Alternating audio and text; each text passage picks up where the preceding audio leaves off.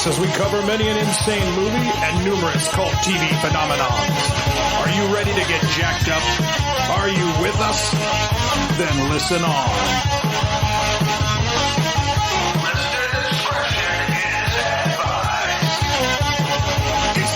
Jacked Up Radio Show. It's a Jacked Up Radio Show. Jacked Up Radio Show.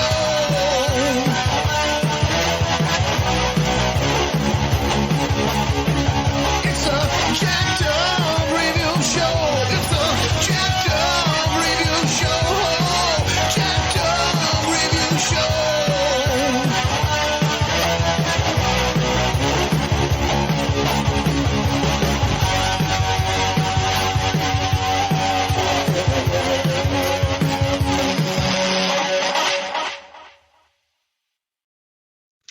And welcome back, ladies and gents, doing another actor and singer spotlight. Here we are to talk about the one, the only, Will Smith. And got Unapologetically Stupid's Jeffrey Rhodes is back.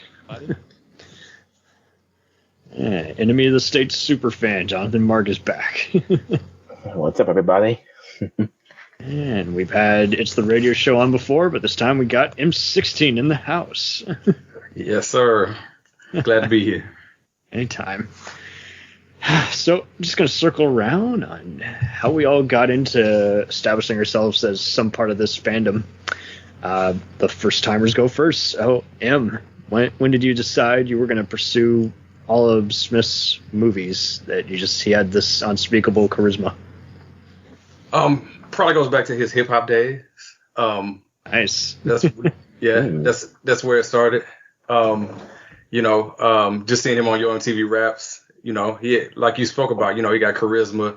It was something about him and Jazzy Jeff together, and then watching that migrate into TV.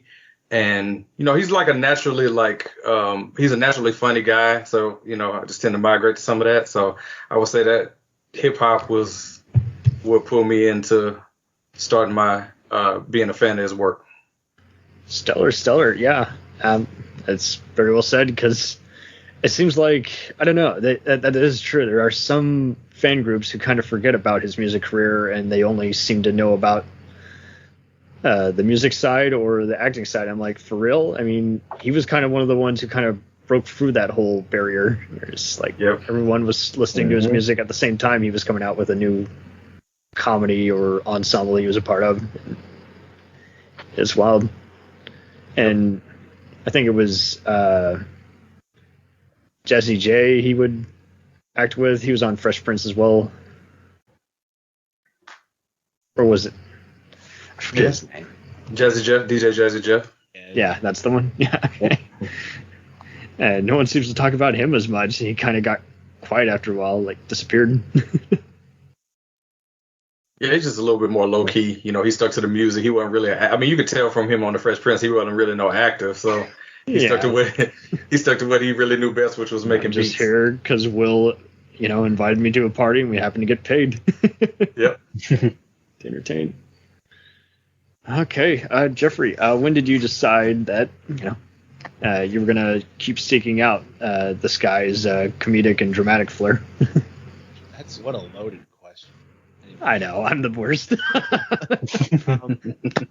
I don't even remember a time in my life when Will Smith wasn't, in it.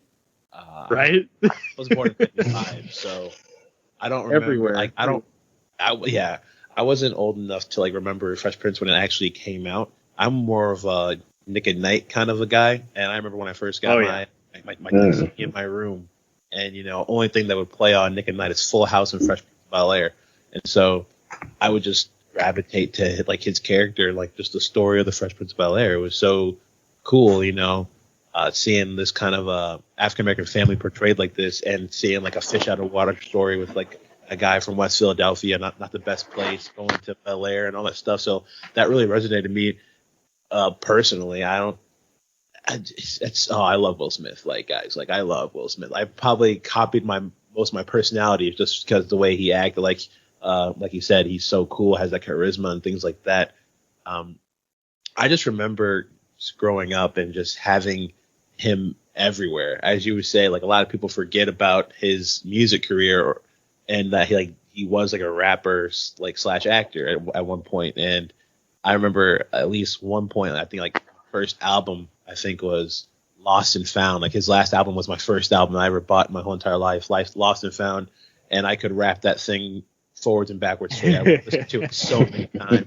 Like all the bonus tracks when they had it, like I got it, and it was amazing. And like at that point, he had that album come out. I think around that same time, he had like either I Am Legend or Hancock come out, and then like I'll be watching him on TV as Fresh Prince of Bel-Air. So like I was like, this guy is the guy. Like to me, he is the culmination of Hollywood. He is the it. And when he started doing YouTube just recently, I'm like, okay, now he's really the it guy. He knows what he's doing as a marketer, as an entertainer. He knows how to get his face to people. And it's got a National Geographic thing with Disney now. Exactly. He's like, I'm gonna be on the giant mountain because again, no mountain's tall enough.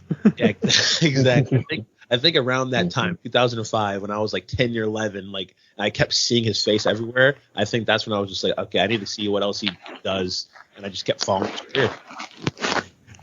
Stellar. So I'm pretty much on the same boat. I just was commonly always seeing him in various ads or TV appearances as well as parts of his music videos. But yeah, Fresh Prince, first in the door, would see that when I came home after school along with cartoons, and then saw Men in Black, fan for life, just the original, the OG.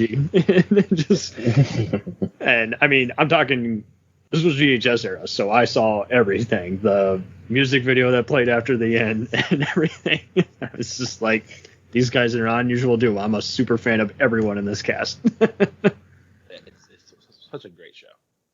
Totally. And so, John, when did you venture into Smith's works?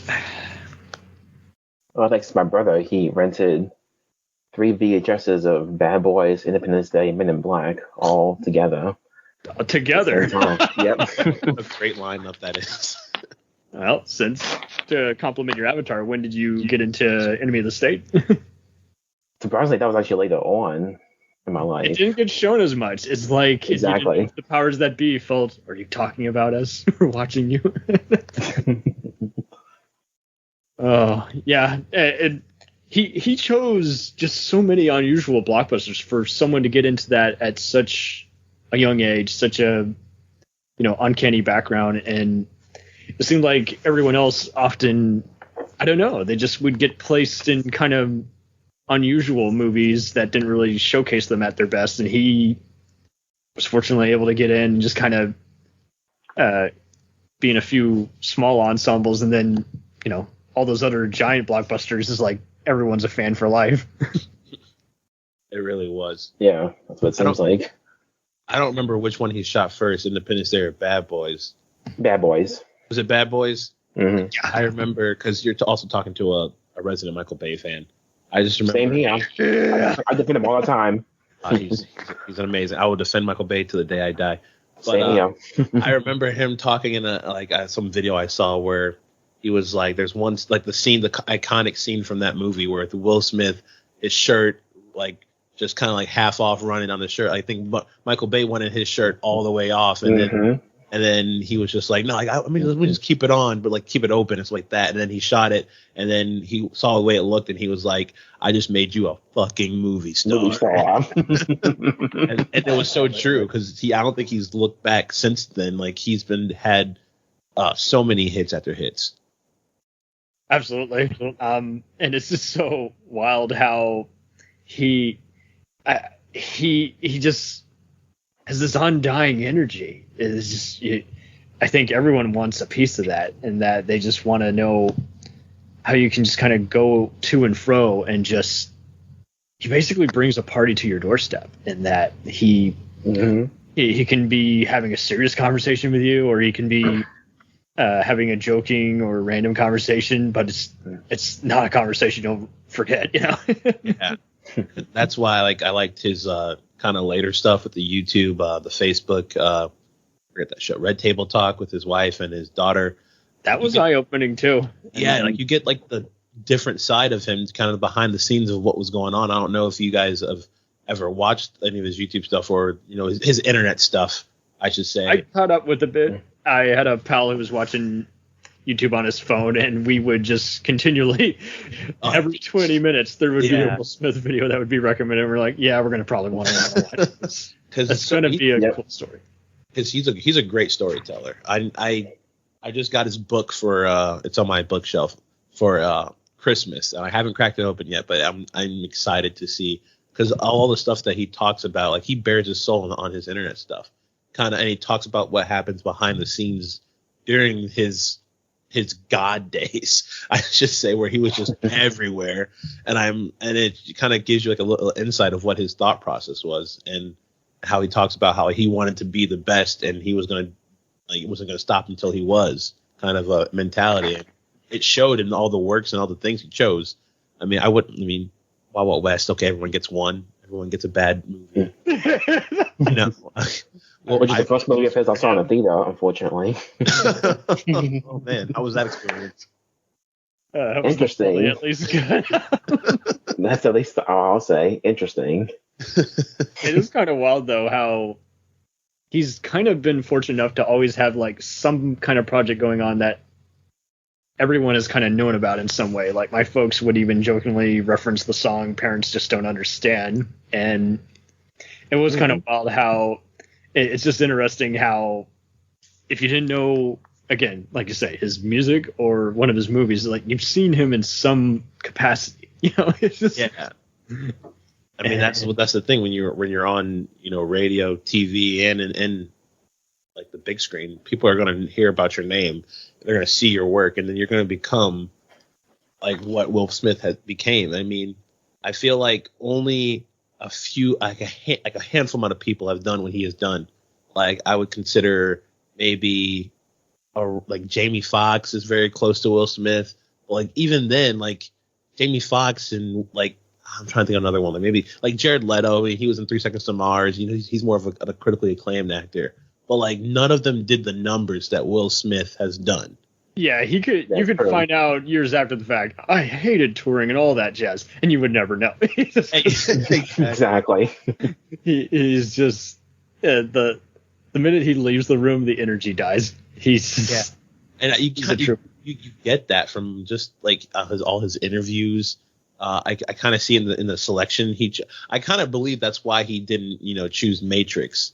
I feel like because it was a different tone of what he's used to, and I remember that, and I remember him even I think said it around the time he was in iRobot. I was like, well, you pretty much got your Matrix right there, you know? Exactly. You gave that movie its own identity. Yeah, iRobot's amazing. I think iRobot's probably my favorite Will Smith movie. It was a lot of fun because like one of the critiques was that it's not like Asimov. It was like, well, here's the thing. Asimov is impenetrable to today's, minds, some deep dive stuff. And it just wouldn't work as a movie if you did it word by word. And I mean, for them to just sum up like the basics in kind of a Blade Runner way and how he kind of brought his own kind of, smooth, futuristic cop to it. That was just cool. I'll tell you a fun story. Oh, sorry, go ahead. No. I want to hear a fun story. Go ahead. Okay. Well, so I was dog sitting many years back, almost a decade now. And I got a chance to see. This is when people were using a little service known as Rapid Share. So I saw plenty of movies that I had virtually no access to and everything. I saw his debut, Where the Day Takes You, where he plays a troublemaker in a wheelchair. And it's a very cool all-star cast movie. Just one of those sleeper films that just no one saw, that just showed a bunch of losers all kind of, in and out of social work and, rehabilitation. And it was just so cool to see him in this because he basically, in this role, he basically got to play just someone who's just basically is aimless, just going around finding trouble, and trouble finds him. And I saw it at the same time as 6 Degrees of Separation. It's like, I think with both of these, they not only got him in the door in terms of acting, but I think they also just showed how he could be very surprising and have so many shades without even saying anything. And it's just some actors just really read that great to the camera, and I think definitely the casting producers saw that with him in either of these. Okay, so the movie you just named off, I've never seen it. The two you named, I don't think it's even on streaming. It's just that obscure movie. I never I've even heard of it. I thought it was 2 movies I've never seen by Will Smith, but I guess now it's 3. So I've never seen 6 Degrees of Separation. 6 Degrees is pretty easy. Every like 3 years it'll come on one of the movie channels. So okay, and you're luck on that one, but yeah. And I've never seen Collateral Beauty. Oh, well, so now that's interesting. I've been seeing that make the rounds recently on Netflix recently. I was like, wow, okay. Oh, has it really? Yeah, I'm like, man. So it is kind of interesting how, yeah, he will do a lot of other side projects, and you don't know if, there's even some movies when I was doing some research today, is like, wow, he produced that. I had no idea. So it's. Oh, what movies has he produced? Real quick, you'll be happy to know that Where the Day Takes You is on Amazon Prime. If you got Amazon Prime, Woo! it's on there. Okay, good. Let's go. I need to watch every single Will Smith everything. I haven't seen that one, and I've never even heard of it. Blog spot, and it's like free Will Smith sleeper films. But yeah, what were some of the Will Smiths? I don't think I know many of him like producer credits. I know he produced the Karate Kid remake with his son, which I was talking about Cobra Kai before we started recording, but I'm gonna go on a limb here and say I don't hate the remake of Karate Kid. It's not that bad. It's not that good either. It's whatever. Every movie is gonna have a remake or reboot at some point, and I mean, I really don't even. It's even a bigger interesting conversation when you even see movies that people weren't crazy about to begin with, or that took a while to catch on, get remade. And I'm just saying, I'll give it this. At least it found its own identity, and that's before you even get the Jackie Chan factor in. It's like, okay, so this was kind of a Generation 2.0 version. It should have been called Kung Fu Kid, but Karate Kid sells more tickets. Yeah. It was better than the next Karate Kid with Hilary Swank. Yes. Facts. Oh, man. So I had no idea. So he produced this one movie called Ride or Die, which I saw years ago. It is shit-tacular. Everyone should watch it. It stars his best friend, Dwayne Martin. And okay. And it has Vivica A. Fox and... Oh, yeah. Yeah, where Dwayne so you probably Martin have seen this. He's a detective. Right, yeah. And you look at the cover, you're thinking it's a giant ass like Matrix type movie, and what you get is kind of more of a. It feels like above the rim, and then midway through, it decided to become like a Private Eye kind of movie. That's BET, mid-afternoon back in the. It absolutely is. I'm so surprised I never caught it on either that or TV One, but yeah, I saw it one night on one of the Showtime channels, and I was like, "This is unbelievably terrible." It is dumb. Yeah, a Ride or Die, also known as Hustle and Heat, and I think the biggest issue I also had is that the cover was a total liar. I'm like. Nowhere in this movie does Vivica A. Fox get to punch someone out or use a giant machine gun like the cover claims. And a very gorgeous young Megan Fox is also in the Megan Good. Why did I say Fox? Oh, I was like, Megan Fox. No, but okay. But yeah, it's a giant ass cast, and they are like M16 just said. It's just like, yeah. Why did they get anyone in this cast if they're not going to be used? Yeah, it's a truly dreadful movie that you cannot stop watching because you just can't believe somebody actually made this shit. And then they do the Matrix type like knockoff music. That's a 4.2 on IMDb. Oh man, so I guess Will just gave some extra funds, and that's why his credit is as a producer. That's kind of funny. I'm pretty sure that's like the same year Bad Boys 2 came out. So like it came out in 2004. What this says on here on Google. So like he just had like money, I guess, to blow, and I guess said, "Hey, this is like I'll help out a friend," or I was starting it. I had no idea he produced Jersey Girl and Showtime with Eddie Murphy and De Niro is like That I saw that too. now. Yeah. Wasn't he? Didn't he do a cameo in Jersey Girl? let me see. I think Where, he did. sits next to Yes. Ben If I remember correctly. talks to him, but randomly. I missed it apparently, but yeah, he apparently does a cameo in there. I always wondered why he was in this movie. So he's a producer on it. Apparently, it was a double duties. I forgot he produced This Means War. Wow. He just picks and chooses whatever he You win wants. contract Apparently. because Jada was in that, so I'm like, okay. I guess so. Yeah. Can we talk about how she's like kind of single-handedly ruining his career? Yeah, I have been noticing that lately, and I wasn't really. Have you heard of their Scientology kind of connection? I remember that back when like the whole Scientology thing. It kind of was a given when he's like, I go to the same church as John Travolta. I'm like, well, John Travolta's a Scientologist, so connect the dots. Yeah, like him, Tom Cruise, and John Travolta, like the three big ones. I think Oprah somehow made her way into that conversation. Oh God. Oh, God. But I have no idea if it's true or not. I'm not going to sit here and say they're all Scientologists. I don't know, because the way he talks on the Red Table Talk is like he believes in God, but then it says that he goes to the same church as John Travolta, which is kind of I don't know, weird. An but alien god. maybe that's why he's always fighting aliens in his movies, man. Oh, there you go. Exactly. All I can say is at least make it entertaining. Yeah, fair enough. So, what's your take on? Okay, so I mean, he's the franchise king, so we can't possibly cover them all back to back. I will say, so what's your take on how him turning down Independence Day was considered as wise a move as on Speed 2? Like the sequel to it. Gotcha. Oh wait, so he got offered Speed 2? No. It was compared to Keanu Reeves in the Speed franchise, avoiding the Independence Day sequel. The sequel, yeah. Oh, the sequel. Oh, he was so right to do that. Oh my God. God awful. No, he's completely understandable why he did that.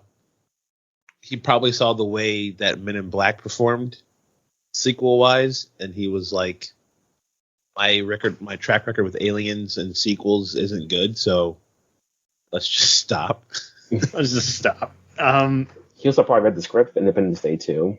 That's why. Oh, there you go. It is interesting though how he would kind of be quiet for a while and like just do some side projects, and yet everyone kind of still just wanted to show up and see what new thing he had just heavily promoted. Because I guess again he just has this appeal that people cling to, and they just want to see what the product is. It is kind of interesting though how Bad Boys was like heavily like improvised, and that just made the movie so much better. Yeah. Yep. And that's, I think that's, in my opinion, that is his probably the best. I feel like I feel like it's his best character, I should say, is Ike Lowry. Yeah, because I like the way how he starts in Bad Boys 1 and how he is in Bad Boys 3. I think Bad Boys 3 was a phenomenal movie. I mean, oh yeah, it might be my favorite. Yeah, I think it might be my favorite out of the franchise. Bad Boys 2. 90s are back. Really, but like I think that he had a lot of growth in his character in that one. I think that's probably my favorite character of his that I kind of grown up with and got to see and kind of grow with him. And I think it shows off his acting ability from going comedy to action hero guy to drama scenes. I feel like, and like you said, the way they riff on one another, because you have to remember that like when Bad Boys 1 came out, it was like to the black community that was revolutionary. I remember my mom and my dad talking about it to this day. Like my dad's favorite movie was Bad Boys.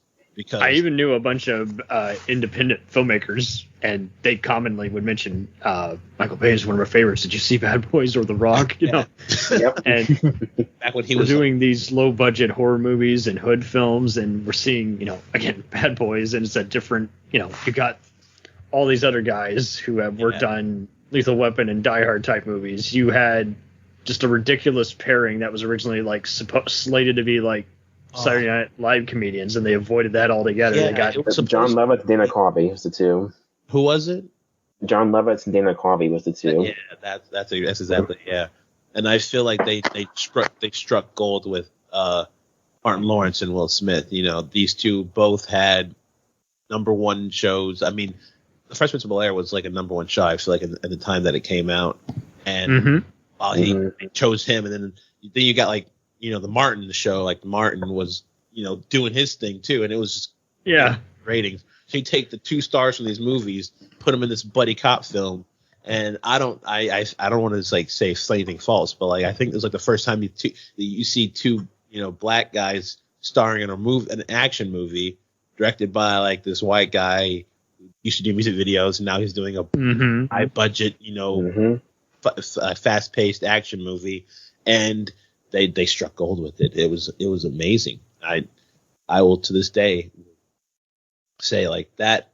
I'm not saying that movie is what got me into filmmaking, but that movie got me into filmmaking. Like this is pretty cool. As being like a young black kid, seeing 2 black males star in an action movie where it's like they don't really like their black identity isn't really a part of the character, but it is because, you know, they make it part of the character. It was written for 2 white guys.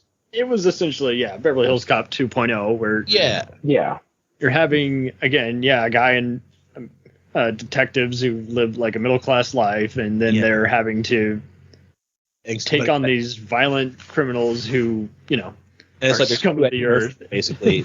You know, there's 2 Eddie Murphys in the part, and that I was like this. I was blown away by it. I remember when I actually saw Bad Boys 2 before I saw Bad Boys 1, because, you know, I'm a youngin. I didn't know Bad Boys 1 existed when Bad Boys 2 came out. So my dad showed it to me, like showed me the second one in theaters. I had to I remember specifically him putting my hand over my eyes during the mortuary scene where they were digging through the dead bodies and whatnot. And I was just oh my God, I love this. Please show me like the first one. This is 2. I need to see the first one. And then I remember, I think he went to a Blockbuster or a Family Video, and we rented the first one, and then we watched it. And I'm like, this is kind of awesome. I think I want to do this. Totally. It was also just really cool to just see how they played off against each other. And then, I mean, even Tia Leone was not a helpless, you know, damsel in distress. She had done, you know, sitcoms that were short-lived. So yeah, I mean, you got Martin, you got Tia, you got you know, Jerry Bruckheimer allowing you to spend tons of dollars. I know Michael Bay said he even spent some of his own money out of his own pocket for the signature chase scene.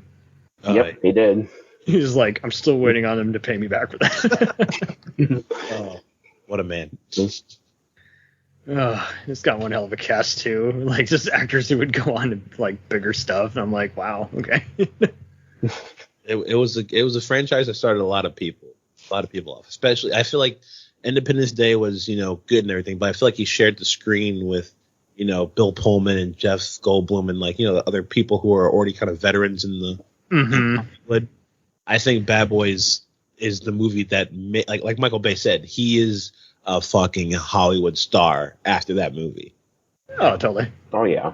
It got an A from Cinema Score, so that tells you something. Probably the Bay movie that ever did Cinema Score. If we're gonna be real. I know. There's some crazy ones.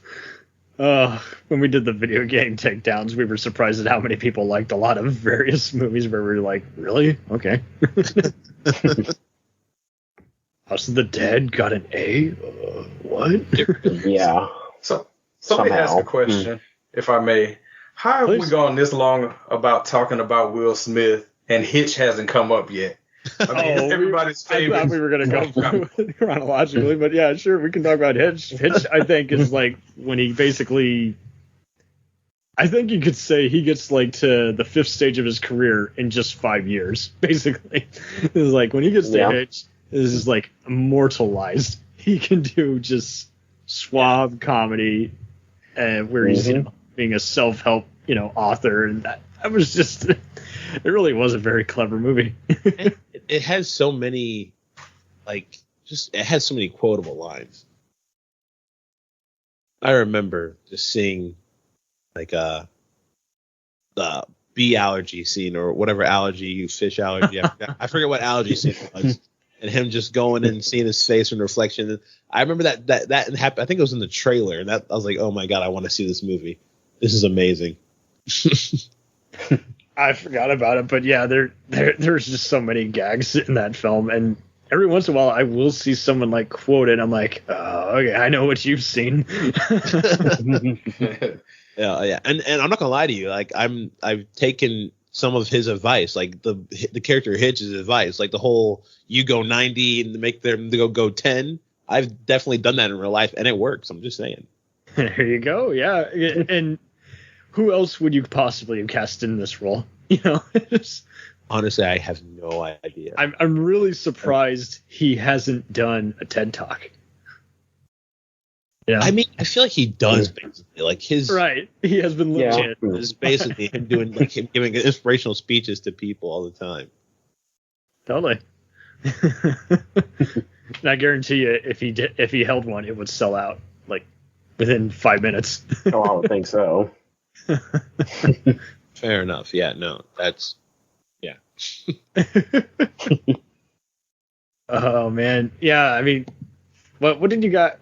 Did any of you guys think of his portrayal of Muhammad Ali? This is probably his best acting job. I don't know if it's the best movie he was ever in, but as far as embodying a character. I feel like he might have gotten robbed for that Academy Award because he was, very believable in that. That probably stick that in the category of Denzel not getting it for playing Malcolm X. Like, this is probably peak work from him, and he didn't win it, but it lets you know that he was more than just a name and a face. That there was some substance behind that. So it's something to be said for it. Like I said, it might not have been the best movie, but he put on the best performance of his career probably in that movie. Oh, for sure. I resaw it again almost a year ago just to prepare for an episode we were doing on Giancarlo Esposito, and I really felt like it was kind of, it's still just a very easy to get into just film with an all-star cast. It's one hell of a cast. And it really is. Like you say, it's just like, I think it's just like, it was just a good movie that the studios didn't know what to do with. And it's like, well, release it. And why would you release it the same week as Lord of the Rings? That's dumb. So wait, Ali, when it came in the same week as Lord of the Rings? Yeah, it did. Yeah, I did. Money back. Oh, wow. I didn't know that. I was looking up, because I was curious, like who won the Oscar over Will Smith that year. And it was Denzel Washington. Denzel Washington beat him out for Training Day. Well, yeah, the give back that he should have got from Malcolm X. No. Don't get me started on that. Oh man, God, what do I lose something if I have to fight over who wins the acting? Can it be a tie? It was. I'm not gonna lie to you. It was a good category. I think it was Sean Penn for I Am Sam and Russell Crowe for Beautiful Mind. A lot of that was a good year. You could take those guys. I do believe. I think that Will Smith, when he does his, I think when he portrays real people, one of my favorite films have been. I don't know if you guys have seen the most recent one, King Richard, that came on HBO Max. I still need to see it. I still need to see that too. I did see the Trevor Noah Daily Show interview, and it was a hell of an interview because he's promoting both the movie at the same time as he's promoting his new book. And I was just like, that's, but he didn't feel convoluted or, again, just too, confusing, he knew how to just break it down in like less than 5 minutes, and I was just like, I gotta check out both these. But no, I just think when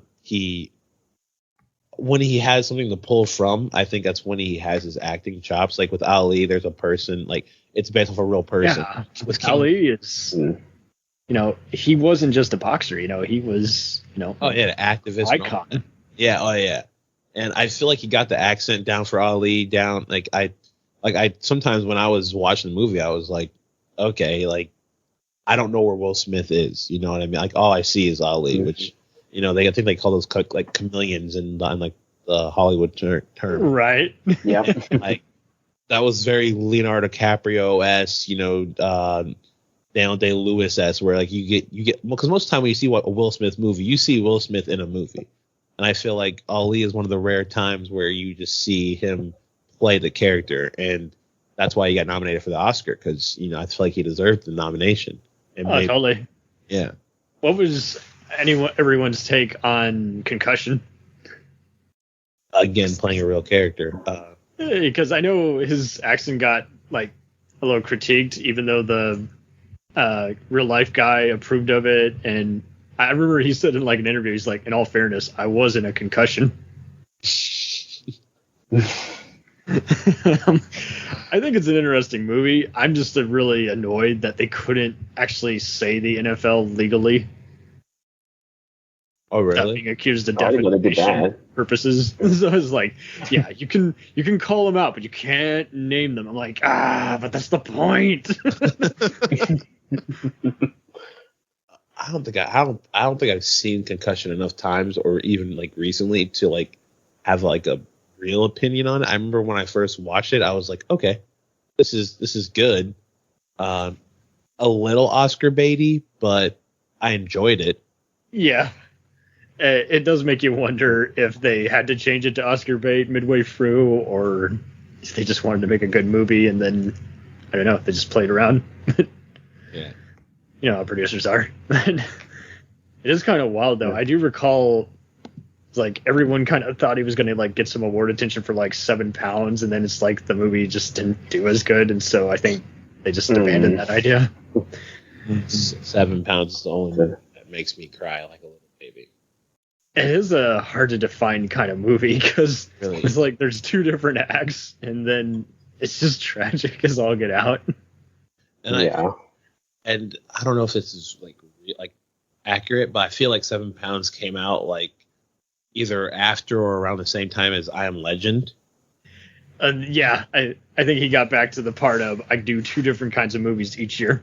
Yeah, it was like, and he died in both of them. I'm sorry, spoiler alert, but that was, It's been over 20 years. I'm gonna say. I can't do this anymore. Such tragic deaths. Yeah, no, Will, can't do it. Can't do it. Oh man. Yeah, I will say I Am Legend is one of the best movie experiences in the theater I had.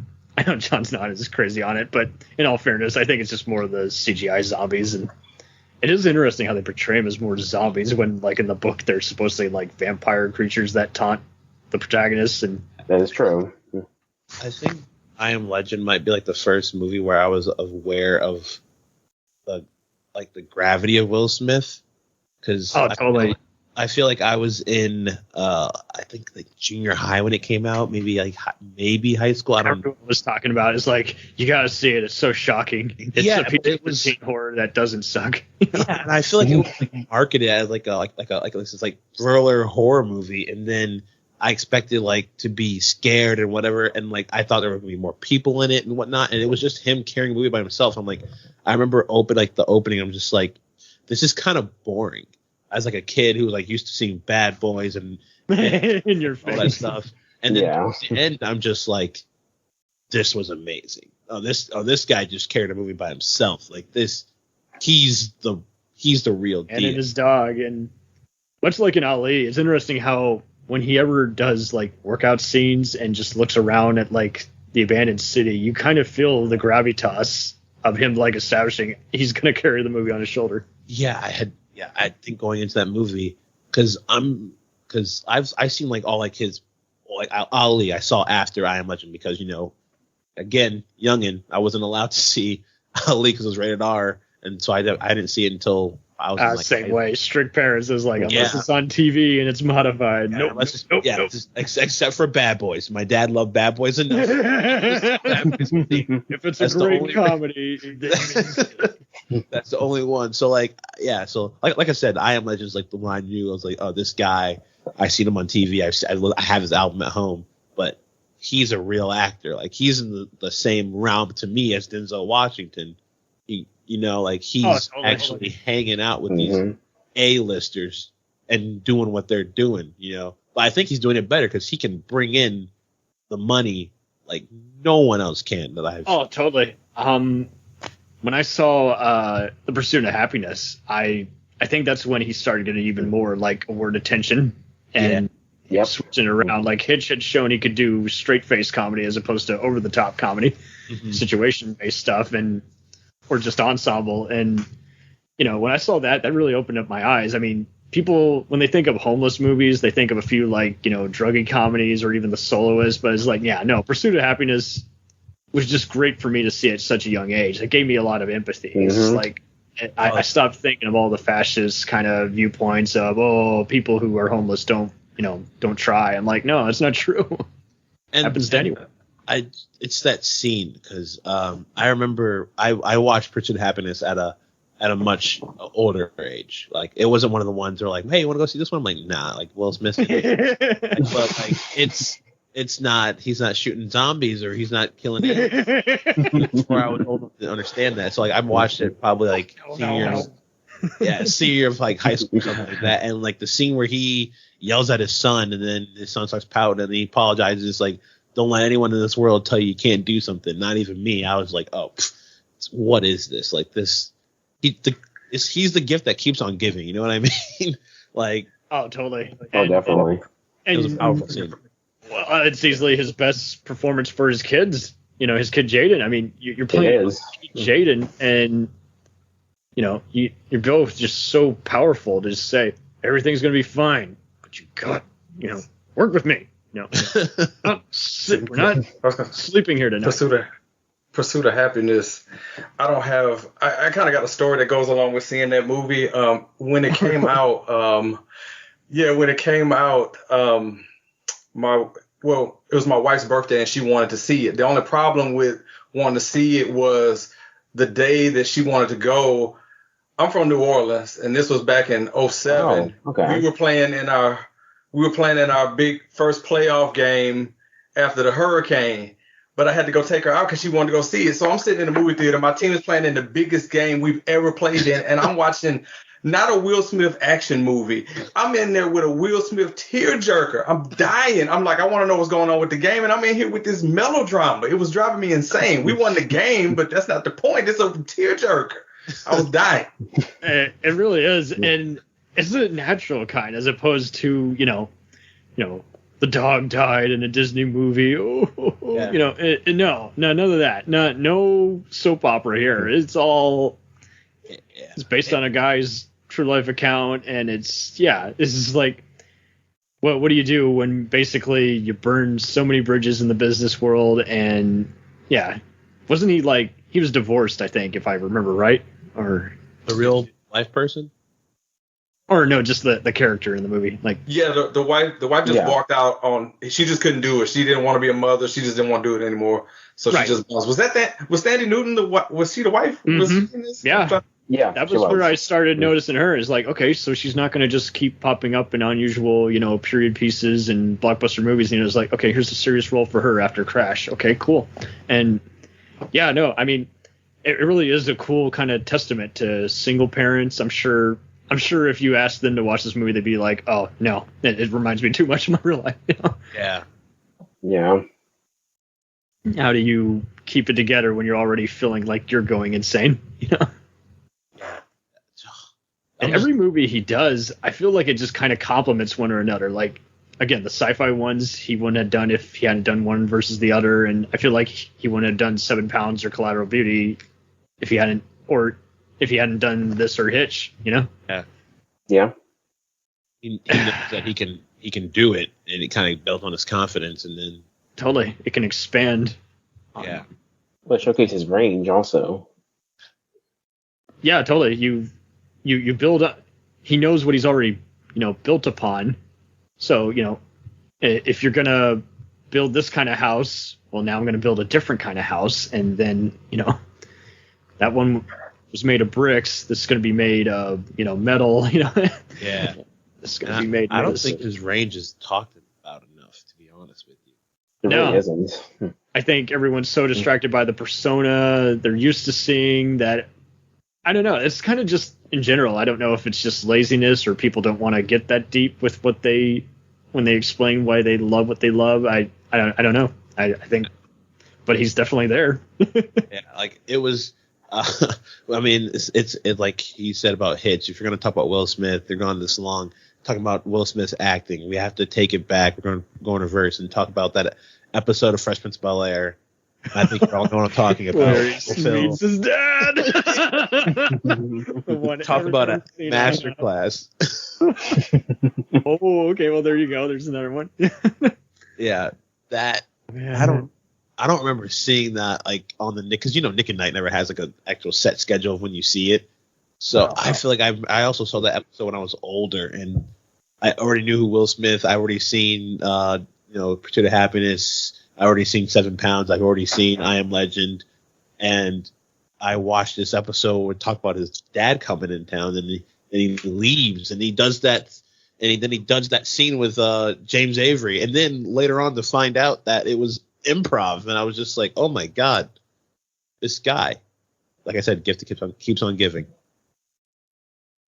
Oh, totally, and it's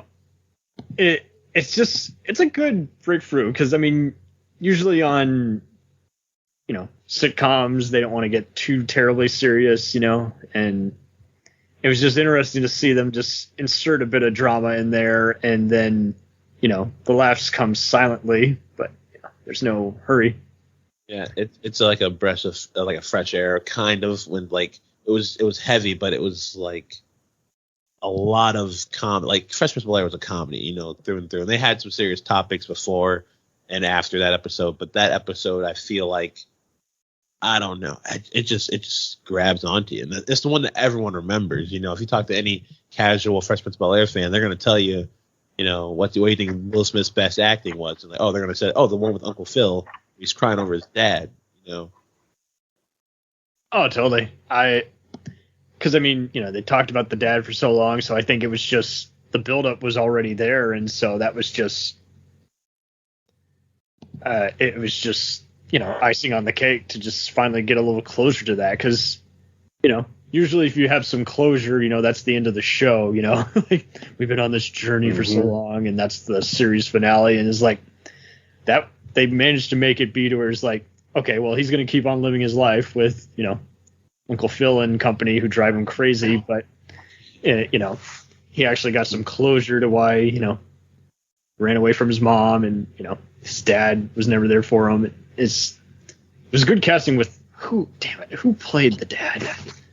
He's a well-known actor. I know his face, Josh. I don't know his name. It's Ben Vereen, and I didn't Google that.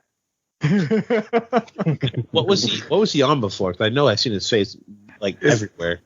I'm gonna age myself. It was this show on public TV back in the day called Zoobly Zoo. And Cam, I bet you wasn't expecting a Zoobly Zoo reference on the show today,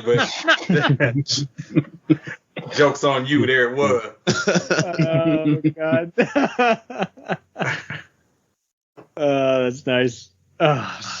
Yeah, his name is James Carroll Smith. Yeah, Senior. No, not my bad. No. Zoobly Zoo. Yeah, no. I never caught that sitcom. It probably didn't play all that much. Oh, man. But that was good casting. It was even just well worded. Yeah, it was well written, well acted, and well cast. It was like a perfect storm of just, perfect storm of Hollywood. Had an iconic moment out of it. Totally. It was even more just interesting, just seeing, I guess you could say, just that kind of situational comedy. And, you know, it wasn't a copycat really of any other sitcom that I can think of. I mean, sure, you could argue, you know, maybe Cosby Show or,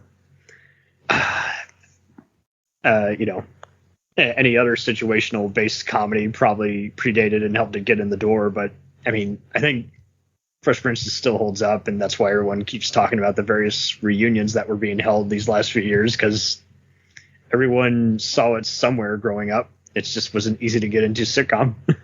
I feel like everyone wanted to know the explanation behind why Unfib changed. Oh, okay. Yeah. That was the actress. The only reason I watched the episode was to see what the explanation was between why they did that. And it was heartbreaking. It was rumors, yeah. Yeah. Yeah, man. It was one hell of a reunion, but yeah, I had no idea. I always thought it was owned by Warner Brothers, and I had no idea that they had to like split up the rest with like the other company that owned it. I was like, shit, Quincy Jones.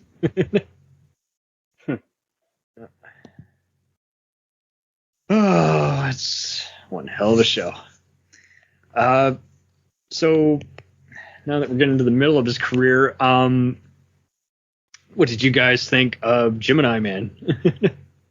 Was it another just premise that sounded better on paper, or was it a fun comeback?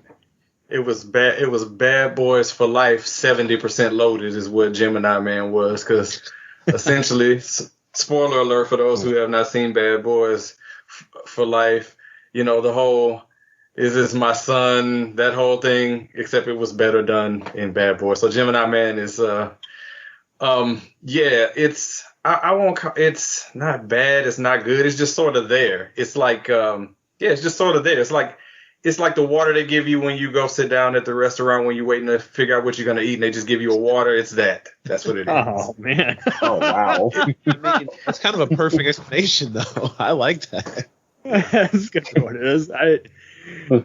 I just thought it was an unrecognizable villain role for Clive Owen. But yeah, it's kind of well-worn territory. I feel like he wouldn't have made it had he not, you know, been in something like iRobot or definitely Bad Boys. And I like the technology they had, except for that last scene where he was in college. That was horrible. But I will give you that. Questionable CGI there, yeah. But like the action scene, I think the sequence, especially with him on the motorcycle, like that, I enjoyed the hell out of that. Oh yeah, they showed that in every clip when he was promoting it. That was the clip they showed. I'm like, yep, seeing it. But it was so like the whole him catching the grenade and they're shooting the grenade back. That it was cool concept, but like he said it perfect. It was very kind of bland action movie. I'm not the hugest what's this guy's name? Ang Lee fan, and to begin with. So no, all good. I felt like it definitely felt like a studio interfered movie, and I know Jerry Bruckheimer. Yeah, outside of Bad Boys, this was kind of a reunion with Smith, and then what really angered me to death was how the guy who had sold the pitch for it like years ago, like claiming it was like a mixture of like Total Recall or Face Off or something like that, almost didn't get credit. It's just like, okay, you're going to credit the rewriters, but not the guy who sold it to you in the first place? Oh, no, that's just petty. He gave you the story. Oh, wow. I didn't know that part. I know the story about how the script was been shopped around for years. And yeah, it was developed. It was the 90s. Yeah, and it kind of felt like that. A 90s movie, yep. Yeah, I kind of know why. No, that's probably why I enjoy it, pretty much. I'm not saying it's a great film overall, but yeah. And I mean, speaking of Ang Lee, I mean, I'm not even an Ang Lee fan either, and that's the only film of his that I like. So there you go. I'll tell you something now. I did think that the ending should have added, like me and my friends saw it in theaters, and we were joking around, or like, what if like another Will Smith comes out of nowhere, and it happened, and we were like, oh my god, like what's like we need more Will Smith. We were like joking about like now these two Will Smiths have to fight an army of Will Smiths. I feel like that would have been a better ending. Oh God, Attack of the Clones, Will Smith edition. Exactly. But no, I did enjoy it, but like it was just part of his filmography to me. It's kind of like I put it maybe right above Shark Tale. I think it's better than Shark Tale. Definitely. Shark Tale, I remember liking on a second viewing on home video, but I was kind of 50-50 in the theater because he was, again, he just was a very inspired, killing it as the main voice in that DreamWorks movie. And yet some of the other jokes and the storyline Will Smith kind of had that same demeanor as like Jim Carrey, where if the movie's not working, he's still working, and it's just like, Exactly. Yeah. But I honestly think if Finding Nemo didn't come out in the same year, I feel like Shark Tale would have been a bigger movie than it did. Yeah. DreamWorks and Pixar's rivalry really felt toxic to me for a while because one always had to be compared to the other, or you could tell that someone got wind of the other and said, "I can do your version better than yours," and it's like.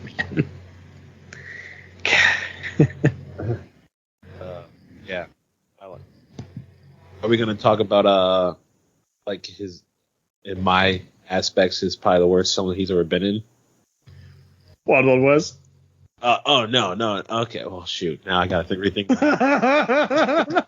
You got mention After Earth? Yeah, After Earth. That's where I'm on After Earth. I agree. Pass on that because I don't remember it.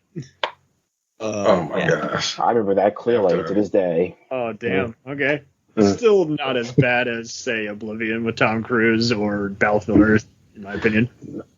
Man. Take that side. After Earth. If I wish I could unsee a movie, I mean, at that time I was working a job where it was like, we could listen to pod or do whatever. And a lot of people watch movies. So I said, well, let me just throw on After Earth on the Stars app here. And a few minutes into, I was like, fuck it. I'm going to just go back to work. Oh, man. Oh, yeah. It got marketed to us like a Will Smith movie, but it was really a Jaden movie. And they actively made sure it was not an M. Night Shyamalan movie because he directed that, but they didn't put his name anywhere on the poster. And this was when, he started getting edited by the studios every time. And, this time I think he just wanted to do something different. And it's just a very confusing movie after a while. You can see why he did it. He's like, he wants to get his son's foot in the door. So, I mean, this is why we like Will already as a person. He's very caring and we believe everything he says. We don't believe it's just for attention or, the good faith of others. Is like, no, he wants to launch his kid's career. He's going to do it. And I think he also just wanted to do, just another apocalyptic I Am Legend type movie. And it just wasn't 100%. It's just I remember liking the speech about fear, like how fear doesn't exist. Yeah, I even saw that in an inspirational movie. Yeah, place in one time. I think I'm gonna put that in the trailer, which is why I wanted to go see it. But that's the only thing I can remember liking from this movie. I thought everything was just, and I feel like he disappeared for a while. Story by Will Smith. So there you go. Yeah. Who wrote it? Okay, Gary Whitta. You know him as a contributor to Ace Magazine and an editor-in-chief of PC Gamer, and the screenwriter of the Book of Eli and Rogue One. So wait, the guy who wrote Book of Eli and Rogue One wrote After Earth? Mm-hmm. What happened? Wow. I love both those movies, but I hate After. I don't know, man. I just. Oh wow. Maybe he just consulted and someone else took the credit. I don't know. Well, it's him and M. Night, so I'm sure it was M. Night that was more my fault there. Probably. Everything else. But yeah, no, I just feel like we just had to mention it. It was, in my opinion. I'm sure someone else would have called us out. Hey, I see what you did there. You tiptoed. No, we forgot. Wild Wild West to me is still enjoyable, like a kind of like a situation where it's so bad you can laugh at it and take it for buddy, goofy. Oh, totally. I'll take this over any Hunger Games type Divergent type schlocky movie where And I mean, that's how you got to take those kinds of movies, for instance, where you're just like, well, this is goofy. People with bows and arrows killing each other. Running Man, it's not. Yeah, but no, I had to mention After Earth. It was so bad that it's not even good. Fun fact: Bradley Cooper, Bruce Willis, and Gwyneth Paltrow were loosely attached to it at one point. Really? Really? I didn't know that. Title 1000 AE. Did they mean Titan AE? Oh, God. I'd rather watch that After Earth. Totally. And it was going to flop anyway, because it was going up against Now You See Me and The Purge that same week. Oh, yeah. Yeah, I don't even know how I saw After Earth then. Like, I don't think I would see it. I saw it casually on FX cable. I just didn't have a good feeling about the trailer, and I was just like, again, Will, you are 100%. I think that was just one of the ones I just casually did not see. I just like, okay. However it turns out, he is still the man. I just Yeah, I saw that in theaters. I remember seeing it and turning to my sister and saying, "Is it me or is this movie bad?" She was like, "No, I'm not enjoying this either." I'm like, "Okay, just so okay, so we're clear." Nice. So let's circle around. M16 is Will still the man? You're asking, Yes. is he still the man? Is he still the man? Hits and misses. Yeah, I still would say his body of work. I mean, you look at let's see, from '96, so starting with Independence Day, and I can't remember them off the last one off the top of my head, but he had like 4 consecutive movies over 200 million at the box office. It's crazy, man. Even the ones that were considered flops per se was making 200 million, like the aforementioned Wild Wild West, which I actually kind of enjoyed it in a goofy way. It still made $200 million at the theater. Oh yeah, I put yeah. it on one time for like a bad movie night, and I just was guffawing until it hurt. I don't know why. I was just like, but he was really carrying it, and there were some legit jokes where you do laugh because, again, timing is everything, and he knows how to actually just make those lines for the right insert shots. Yep. Oh man. Oh, Jeffrey, is Will still the man? I think it's a generational thing. I think he's the man. I think people my age and older think and know that he's Will Smith's the man, but I think this younger generation doesn't get it. Like, I know my god brother, he's like around 16, 17, I think. I don't know. He was talking about, I was like, yeah, Will Smith, because we saw Aladdin and talking about Aladdin, and he was just like, isn't he a YouTuber? I'm just like, I almost slapped the kid in his mouth. I was like, what are you talking about? YouTube? Get out of here. This guy is Grammys older than you. Like, stop it. But I think he will forever be the man. Doesn't matter. I think he is submitted, like he said, his body of work. His body of work shows it all. Like, and we only touched a little bit on his music, but his music has done numbers as well.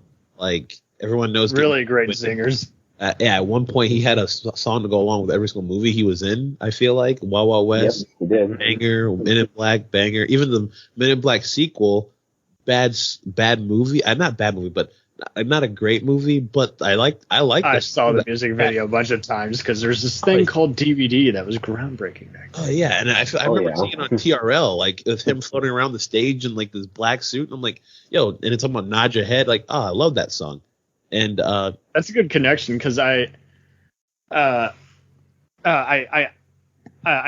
it was kind of more of a, like, he worked with Francis Lawrence, on I Am Legend because Lawrence was doing all the music videos he was doing. I think even Party Starter, I think he worked on. Yeah, Party Starter. Also a great song. I'm not gonna lie. Yep.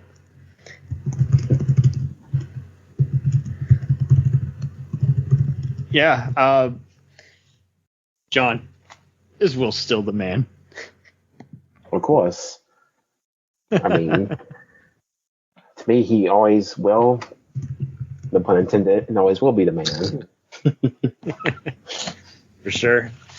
Yeah, he's immortal in my mind. He could, I mean, just even when he was just doing casual cameos in The Forgettable Winter's Tale or the Too Goofy for Its Own Good Anchorman 2, I was like, hey, still the best part of the movie. He just, it's not just the scene still, and I mean, even though he came from like a music background, I think he just had that, he just understood acting better than actors themselves, because he just, you know, he was already just a legit person as a whole, and it just, he just got very wise with both his time, his money, and his persona, and how he worded himself. And there'd be several interviews where I'd see him just give a simple self-talk, but instead of just being smarter than the average bear, he would just do the typical, well, you know, let's just be this casual in the conversation. And, you know, I'd see so many other A-listers like,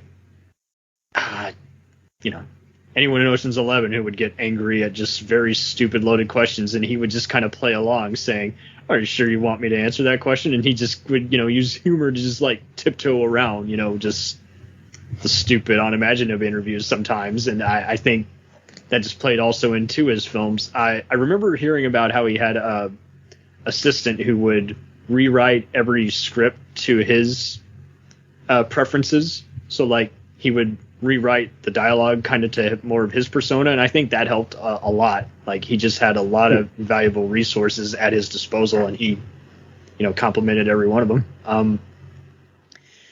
And once again, I cannot wait for this Antoine Fuqua collaboration he's doing with, you know, the filmmaker Training Day and Olympus Has Fallen. They're doing the slavery epic period piece Emancipation. Have you guys heard of that?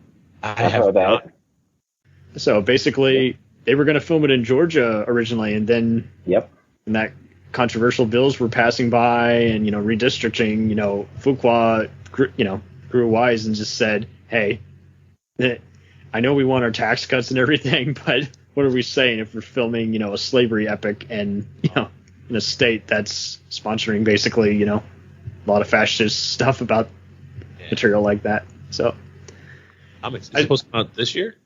I hope so. I think for Apple or somebody. Yeah, Apple is supposed to be. Oh, it's an Apple original. Okay. But yeah, anytime I see any other role that he passed on, I just can't help but say, yeah, he should have totally taken it. Like, I think he should have totally been in Django Unchained. That would have been amazing. I love Jamie Foxx, and it would have been a different movie, but I can see him in that one as well. Yeah, you're right. Everywhere he goes, he's just the king of cool. I like how he can still even do the Men in Black dance. I don't know if anyone's seen that video, but yeah. Oh yeah, too many times. And it's just also just cool to just see him just be just at very casual events. Like if you just go to his Wikipedia page, you're gonna find just like a bunch of stuff at him just speaking at just various like tech expos, and just like, yeah, he is basically perfect to be like a public speaker or just someone who you just want at like some kind of random inspirational event. People just, it's hard to not be admired by him is what I'm just getting at. I just, thank you all for being on here. This is just a fun exercise, and more than just nostalgia, just a fun tribute. Oh yeah. So appreciate the time. How about totally. What does It's the Radio Show got coming up? Doing some of our usual shenanigans. You know, we're the hip hop variety show, so we're gonna mix in, talk about, you know, whatever's going on, you know, race related stuff, sports, a lot of music talk, plenty of underground hip hop. So we got what you need. Check us out at It's the Radio Show on Instagram. If you're an artist, you know, you're doing music, you want some, you know, have your music heard, you know, send us an email to radioshowinbox@gmail.com, or you can text us 678-800-1677. We look forward to hearing from you. Cam, appreciate it, man. We got to have you on, man. Return the favor. Totally. Let me know when. I'll I'll help out. Alrighty. Jeffrey, what's Unapologetically Stupid got coming up? Not much, but like he said, I'm unapologetically stupid. I am the host. Wow. See, this is part of my podcast. This is what we do. We don't edit out things like that. We just go with it. I'm Jeff, the creator and host of the podcast. It's a podcast where me and my co-host Nick and our producer John just talk about everything under the sun, man. Like from movies to sports to like what we had for lunch. It's just anything goes kind of podcast. If you're looking for like a laid back feel where you can just kind of feel like one of the boys and just talk, it's the podcast for you. As we say on the podcast itself, it's a safe place to feel a little stupid. You can find us. You can find us on Instagram, Facebook, and we did cave in, and we finally got a TikTok. I hate it, but we have it. I know what you mean. Where it's like it's now the deal, and it's a better way to promote it. But I prefer Instagram and Facebook. But if you're on TikTok, we're on TikTok too. You can just type in "unapologetically stupid" and we should pop up. And if you want to see our beautifully ugly faces, you can watch our highlights of the podcast on the Nautical TV YouTube channel. Woo! Alrighty. We're in for another treat as we got Brian Crooks from the Recap and Gown podcast. Welcome to the show. Hey, thanks for having me. Just going to do a quick add-on to the Will Smith conversation. So when did you become a fan? A long time ago. For those who don't know, I'm black, and I was born in 85. I have a brother who was born in 82. And so I was exposed to him first as a musician. My brother was a big Fresh Prince fan when we were little kids. And so when we found out he was getting a TV show, that was kind of really exciting for us, especially at a time where there weren't a whole lot of black sitcoms that were on TV outside of Cosby Show. And I think this might have been after I don't know if it was before or after Family Matters started, but we were really excited for it. I'm pretty sure I've seen every episode of The Fresh Prince probably 15, 20 times, quote it, from memory. And so, yeah, I've been a fan basically since he kind of broke onto the scene. As we were talking a lot about just his presence, persona, he just feels legit in just everything he's doing, whether he's doing a dance-filled music video or a sci-fi blockbuster. So it does seem like he just keeps trying to evolve. Were you really surprised at the various directions his career went? I don't think I appreciated it at the time. Like as it was going on, I don't think I really noticed what he was doing, but to go from really sort of silly physical comedy for a lot of the Fresh Prince and, obviously like some fun wordplay and stuff, but a lot of that was really physical comedy to then go into, Men in Black and Bad Boys, where now you're an action star. You're doing that sort of thing, and there's still some comedy in there, but you're definitely going more of an action direction. And then to make the turn from that into, chasing an Oscar, basically, playing Muhammad Ali, and then Pursuit of Happiness, and now King Richard. It's pretty fascinating. There aren't a whole lot of actors who have gone that direction. The only one that really comes to mind right away would be like a Tom Hanks career arc, where you're going from very silly physical comedy to being a legitimate leading man kind of prestige film star. But it's an interesting evolution because who could predict it? About it? Have you decided to check out his book or? No. I'm sure I will get around to it at some point, but it has not been on my radar just yet. Oh, good. It is interesting how there's so many celebrities who kind of had similar careers, and it made you wonder, did they have a similar agent to Smith, or was it just they wanted to kind of just follow his lead? He was just that career. Yeah. I mean, you think of musicians and particularly rappers who tried to go into acting. Heavy D did that. Ice-T did it. Ice Cube. I feel like he's, kind of the gold standard. I mean, even LL Cool J, who's been acting forever, Right. He doesn't have any kind of a resume that approaches this, even though he did have his own sitcom and all that. After that, he's been in kind of some bad movies here and there, and back to TV again. yeah, action TV stuff. But I don't think anybody's really kind of made that permanent career leap up to big time leading man status. Totally. And as I was talking before, there's just an interesting seeing how some people weren't as familiar with his music, and I wonder why some of his material isn't as played as much on the radio nowadays, because it's weird. He was charting. He was definitely charting. I mean, top 500. There was, if you listen to a lot of his older music, I think the reason you don't hear as much of it kind of from a nostalgia standpoint outside of Summertime is because he was making like comedy hip hop.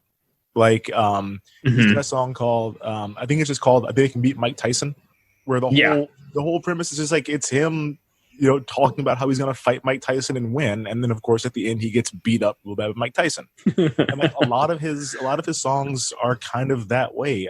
Nightmare on My Street is like a horror song, basically, like a spooky kind of a Halloween themed song. Mm-hmm. And so he had some really great songs on some B-sides on his early albums, but I almost wonder if it's because his acting career really kind of eclipsed his music career. And then so much of the music he put out after he was known as an actor was kind of bad. Getting Jiggy With It is not a great song. Welcome to Miami is not a great song. So yeah, go back and listen to like the music he was making early in his career. It's fun. He has some really, really fun music from back in the day. Oh, totally.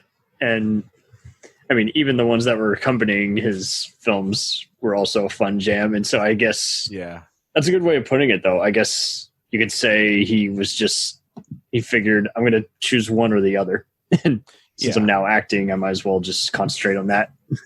He made the right choice, I feel like. There's not a whole lot of MCs who have been able to stay relevant for a long time, and I kind of feel like, if he would have kept on trying to make music kind of primarily, it probably would have really tanked his acting career, and I think he made the right choice for himself. That's an interesting way of putting it, because more or less, it seems like he didn't want to ever have any kind of inspiration date. And he's just, I kind of think of him as just like a human truck. He just, now we're seeing him do all these various documentary shows and YouTube shows and audiobooks. And it's like, he wants to pretty much approach anything he hasn't done before. Yeah. He keeps moving, and he didn't get stuck in a rut, and I think that's a big deal. It would have been, I think, really easy for him to just make action movies where he gets to be like the charming leading guy in the movie. Obviously after the big success of Men in Black and Men in Black 2 and Independence Day, Bad Boys, he could have kept on doing that. Then he said, "Well, I'm going to do a romantic comedy." He made Hitch. Then he said, "Well, I want to do like a serious, action movie." So he made Hancock. And then after that, it was, "I want to be like a serious actor." And so he hasn't really done a ton of comedy since then. Obviously the Bad Boys sequels, and he's got some funny lines in some of his stuff now, but you don't really think of him as being, a comedic actor anymore the way that you used to. And now that he's older, it's like he's not even really doing action as much as he used to. Mm-hmm. I'm sure he just figured, I mastered it. I've already done it. So what's new? Because like, good for him. Oh, well, and it was interesting how you were comparing him, to, Hanks, and earlier in the chat, we were comparing him to like, Denzel on, TV star becomes giant, movie megastar. And you look at some other guys who have had unusual just career starts, like, maybe The Rock might be a good example, because it's like, that's a good one. There's a guy who was just, I wouldn't say had a very mature start as either a person or a celeb. And then by midway through the 2000s, he just, he he made the pages of Esquire talking about how he had fired his agent and tried to find a new voice, and he had to rely on the most unusual friends to just kind of say, hey, you got to show a portion of your naked soul to the world, just tell people who you are instead of, looking for acceptance, Yeah, that's a good comparison too. I mean, I was a huge pro wrestling fan for a large part of my life, and I was there when he was smiling Rocky Maivia when he first kind of showed up in WWF, and everyone hated him. He got building. They tried to make him this like super over the top baby face, and everyone just hated his guts. And so he was talking a long time ago about how he had to get himself over. Basically, the creative had nothing for him. And so he basically invented this whole new character of The Rock and just kind of said, I'll do it myself. Like, I'll write my own stuff. I'll do it all myself. And then to go from that to, leaving wrestling and taking a similar persona, but really, becoming a quality actor, I'd like to see him in like a strictly dramatic role to see what that's like. Because he's doing a lot of comedy still. And I haven't watched Ballers, but I want to see him in like a prestige movie to see what that looks like. Yeah, no, that's very true because he's had his moments, but and then he'll just kind of have another movie which everyone is half and half on. I just compare him to Will because like there's a similar kind of like turnout rate where it was like, oh my God, The Rock's in? I gotta check it out. But then there's like half and half on like the final product. So Will's kind of just been able to just kind of slowly just navigate and just find an interesting winning formula, or at least one where you're like, I can see why you took that. It was pretty edgy, regardless of whether or not the dialogue might have been cliche or the ending might have been rewritten 5 different times. At least he shined, loud and bright in that film. And I think part of that, he doesn't work a ton. He's not one of these guys who's in 3 and 4 movies every year. He'll do 1 a year, maybe 2. And especially I always think about, actors who burn out quick. And the one that comes to mind for me due to overexposure was Kevin Hart. Like he was on top of the world and he did everything and he was in everything. And it was just like, it's enough. Like you've overstayed your welcome in about a year.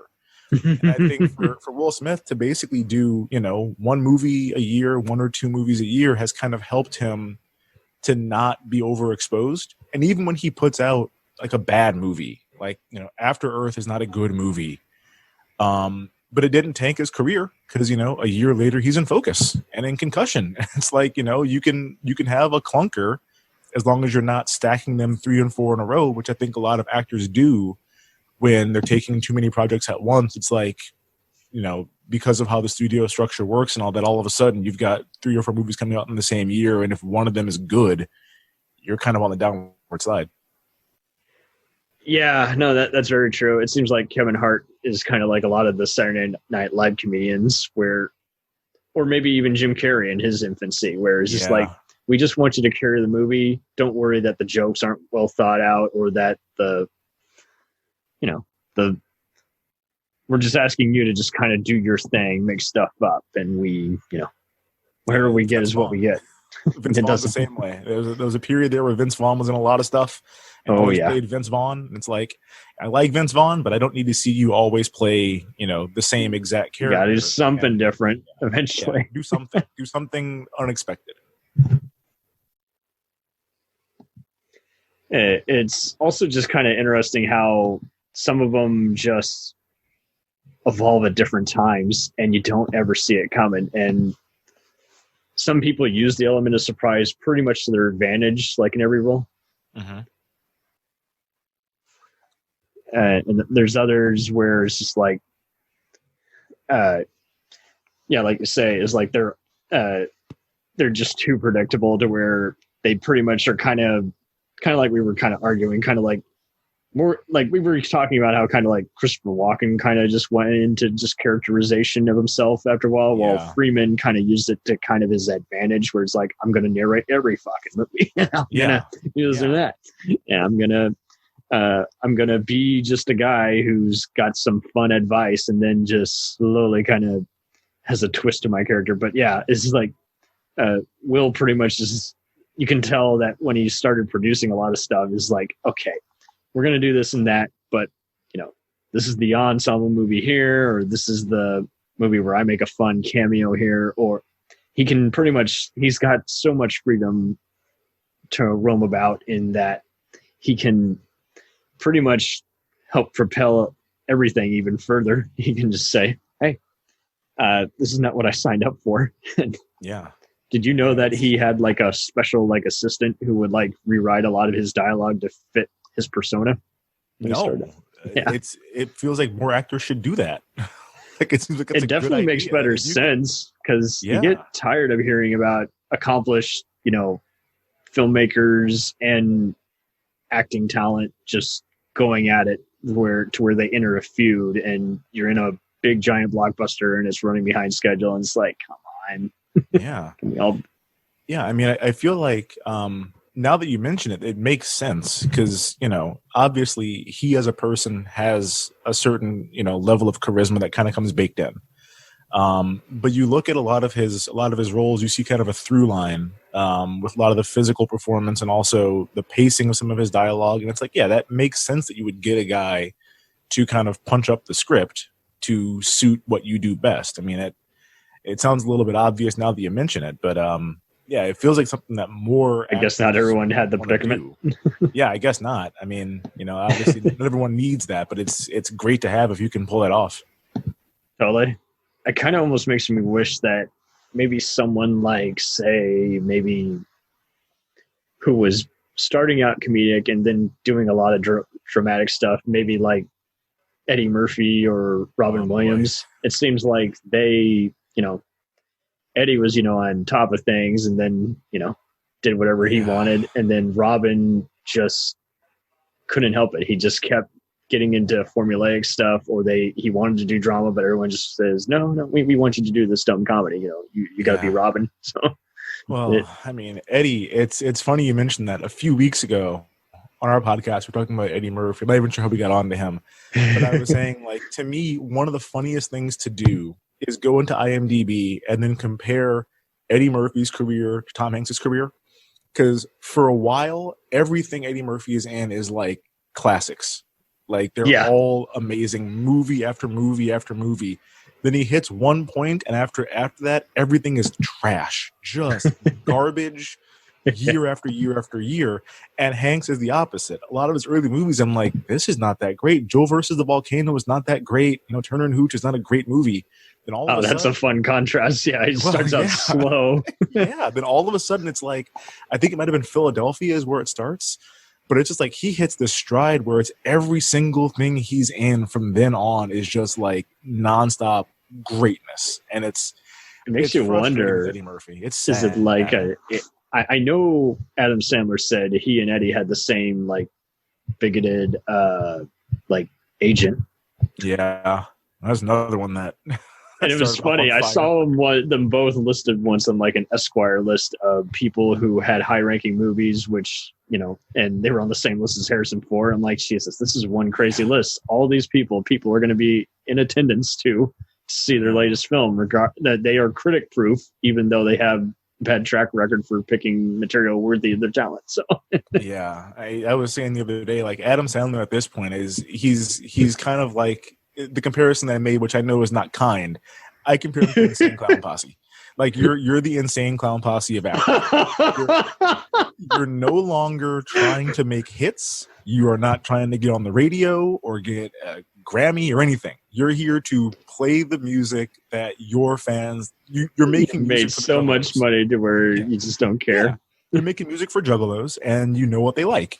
And it's like Adam Sandler is making movies for people who see all of his movies. He's not trying to like make quality comedies. He's just making movies that he knows you're gonna pay. You're gonna watch this movie. Me and my friends go on vacation every summer. I hire some other smoking hot actress as my wife, and we goof off for 2 weeks, and then you watch on Netflix. Like it's kudos to him for having that kind of comfort with who he is. Oh, totally. He's given up at this point. Oh, absolutely. And, Harrison Ford, he enters the whole realm of, 3 different franchises. And then Now I'm going to do a few acclaimed, dramas and adventure movies. And now I'm stuck in the rut of just doing just a very poorly done comedies or just movies that are just can only remind people of superior versions of what I did before. So it's like everyone once was. Oh, totally. And we're seeing it with the Planet Hollywood stars now. It's like, I'll see it, but it's not going to be good. It's just going to remind me of why I watched your original, heroic, titans of the box office. But somehow Will Smith has avoided that. He really did. It's sequels and all. Yeah, it helped that with every sequel he made, he would space it out. So if anything, it was just complimentary, to the original '90s movies he had done. He wasn't going back to back. What Men in Black was 1997, and then I think Men in Black 2 was 99 or 2000 or that might have been it was 2002. So he had a 5-year gap between those two, and it's like that's how you do it. And in between those two, he had Enemy of the State was in the middle of that. And the less we talk about Bagger Vance and Wild Wild West, the better. But he had Ali in there too. So it's like, you're making sequels, but you're not going 97, then 98, playing the same role back to back. And it makes you want the sequel. You miss the character enough and you want to catch up with what they're doing, which is how, good sequels work. Totally. And it is kind of funny how by we were talking about the mid 2000s, he starts doing 2 movies a year. It's there's one movie where I'm going to do a cameo or a supporting role in, and that's part of the fun. I play a surprising role that no one knew I was in this, and now everyone's talking about it. Oh, you got to go back. Will Smith's in that movie. And then, then I'll anchor another movie where I'm the lead, or it's a sequel to a hit film that everyone can't stop talking about. It's smart career management. It sounds kind of easy when you lay it out like that, but I'm sure it's got to be tough. As an actor who's in that kind of demand and has 1,000 scripts kind of hitting your desk every day, to turn a whole lot of stuff down and say, I'm doing one movie this year, let's make it, the best one possible, instead of they're offering me $10 million to make, 3 different movies in a year. I'll take $30 million this year. That'd be fine with me. Well, he pretty much has the freedom to do what he wants. And I mean, we already thought he was a good family man, but then just seeing him actually put some effort into, he's like, hey kids, what do you guys want to do? Do you actually want to follow in my footsteps? It's like, you can't, those kids, if we ever see them in an interview saying, oh, dad was never there for me, we're going to be calling them bullshit on that. It's like, no, he gave you the world. And whether you did anything with it, you can't say he didn't give you a perfect Father's Day gift. No, and frankly, I mean, if we're being, honest about it, his kids were not very good for a long time. The Karate Kid, not great. Right. Whip My Hair, not a great song, was a hit. That's fine. After Earth, like I said, not good, but he kept at it. He didn't. This is not a case of him basically saying, okay, you're my kid, so I will get you a bunch of projects and just rack up your money. It was kind of like, I'm going to try to shepherd you forward, and it might take some time, and there's going to be some growing pains, but his kids now have their own things. And legitimately, I don't watch Red Table Talk. My wife does. And she's like, yeah, Willow's great on that show. So I think it's a testament to, again, kind of the way that he's run his career, that it's I can be patient. I can wait for the right thing. I can, slowly get there instead of having to rush and kind of, get there immediately. It's yes, it's pretty remarkable. Totally. Yeah. Did you see how Tyrese Gibson was kind of having a meltdown on social media for a while? I did. And Will was like, I will pay you $2 million if you just, take a step back, just forget the world for a day. Just go back. And then of course he can't, he's at it. Oh, Will just gave me $2 million. I'm like, that's not why he's doing that. He's doing that because he's sensing something is wrong. Something is at unrest, Yeah. He's trying to help you out here. It reminds me a little bit of, there was a story after the live action Last Airbender came out, that M. Night Shyamalan's fans took up a collection to send him back to film school. Because they were like, you used to be good at this, and something happened. And if you just go back and, get out of filmmaking for a little bit and sit in the classroom, make some student films for projects, maybe you'll kind of get it back together. Because, talk about a skid. Talk about a rough career. Yeah. But yeah. The Tyrese thing, he needs somebody to like take him aside for a while and just keep him quiet for a little bit. I guess he just always felt like he was like an unofficial older brother or cousin to him, because like he had recommended him for like Transformers. You know, he's like, hey, I worked with Michael Bay on Bad Boys. He's a character, but you guys will eventually like each other. He's more of a trooper. He shoots, you know, endless hours, and you know, and Tyrese was just like, I'm not doing anything. I hate this. And he's like, well, that's part of acting. You've been on plenty of other smaller movies where you're not doing anything for hours on end. You know, you can't be in your trailer all day either. You got to be in some of the shots, but you're not speaking. Well, they're still paying you. You know, like you're still getting paid. Like I understand. You know, actors want to act. Like I get it, but you know, you do really good in a small role, and then bigger things come up, and you know, all of a sudden you're baby boy again. Totally.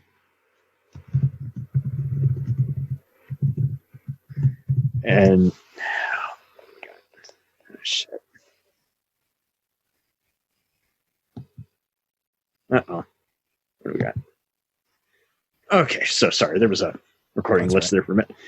Yeah, no. I think you pretty much have summed up a lot of the main talking points. Is there anything you think that he's announced that you're looking forward to? I know Emancipation is kind of being rather interesting. Yeah, I mean, Emancipation is kind of the one, and also The Council. I mean, you know, Nikki Barnes, talk about a great character to get to portray. And you know, Bad Boys 4, always happy to watch Mike Lowry do something. You know, but again, you know, looking at his IMDb, there's not a ton of stuff he's announced that's coming up, which is good. You know, you're picking good things to put out, and you know, a couple of things here and there, but I think after King Richard, there's going to be a chance for him to be in another big time prestige movie that you know, I want him to win an Oscar. There's not a whole lot of actors that I say that about, where it's like I want good things for them. I think the last one that I really said that about and felt it, like I there was a moment in time where I said to my wife, like, I want something good to happen for Kristen Bell. Like, I like Kristen Bell so much. I want something good to happen. And then The Good Place came out.